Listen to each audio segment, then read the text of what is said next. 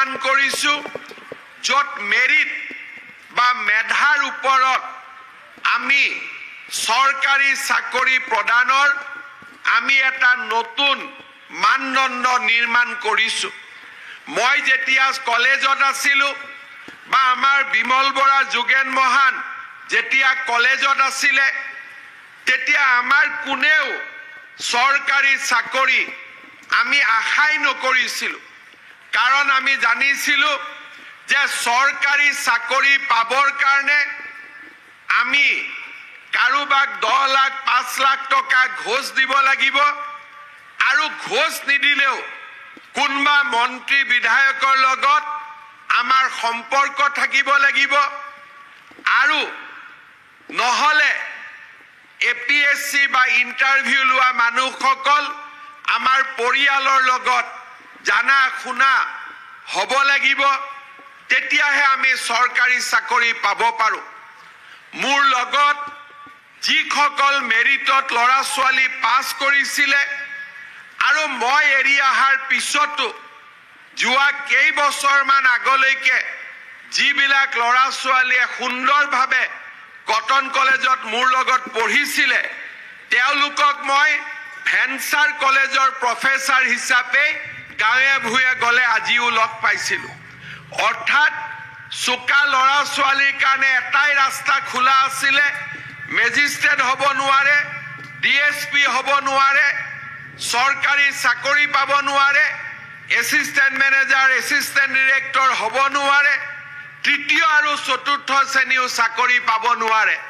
তেওঁলোকে কি কৰিছিল, নিজৰ গাঁৱলৈ ঘূৰি গৈছিলে, গাঁৱত এখন LP স্কুল খুলিছিলে, নহ'লে ME স্কুল খুলিছিলে, আৰু নহ'লে কাষৰ কলেজখনত তেওঁলোকে নিজক বিনা বেতনত তেওঁলোকে প্ৰফেচাৰ বা শিক্ষকতাৰ জীৱন আৰম্ভ কৰিছিলে। তাৰ পিছত এই চাকৰিটো ৰেগুলাৰৰ কাৰণে 20 বছৰ 30 বছৰ আন্দোলন কৰিছিলে। অসমৰ মেধাৱী ল'ৰা ছোৱালীৰ জীৱন এই ধৰণে আগবাঢ়িছিলে। যেতিয়া অসমত কংগ্ৰেছৰ চৰকাৰ আছিলে লাহে লাহে চাকৰি পোৱাটো আৰু টান হৈ গৈ থাকিলে।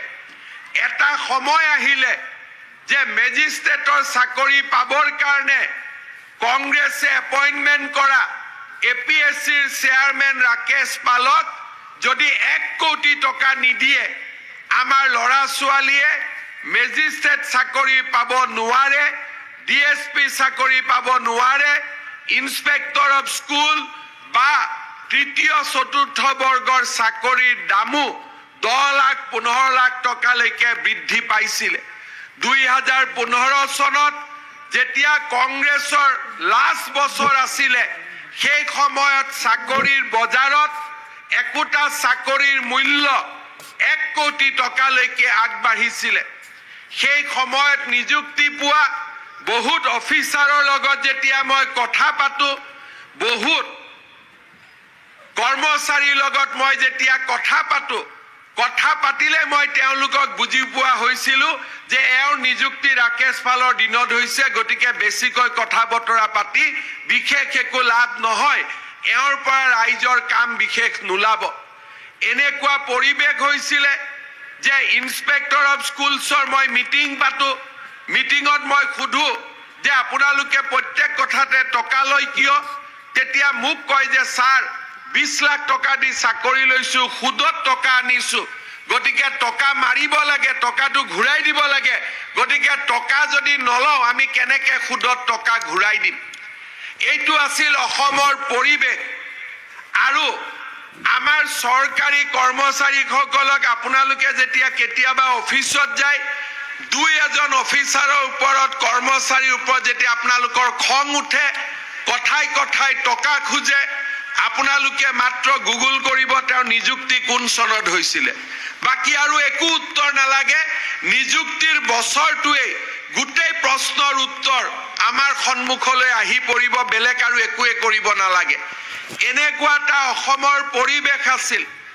যেতিয়া APSCৰ ৰিজাল্ট দিয়ে তেতিয়া ৰাতিপুৱাৰ পৰা গধূলিলৈকে টিভিত বহি লৈ মানুহে হিচাপ দিয়ে, অমুক মন্ত্ৰীৰ খোল খালিয়ে, অমুক MLA ঘৈণীয়েক, অমুক মন্ত্ৰীৰ ভতিজাক, অমুকজন বিষয়াৰ খুলখালিয়েক, এইবিলাক লিষ্ট ওলাইছিলে। এইটো আছিলে অসমৰ বাস্তৱ। আৰু এই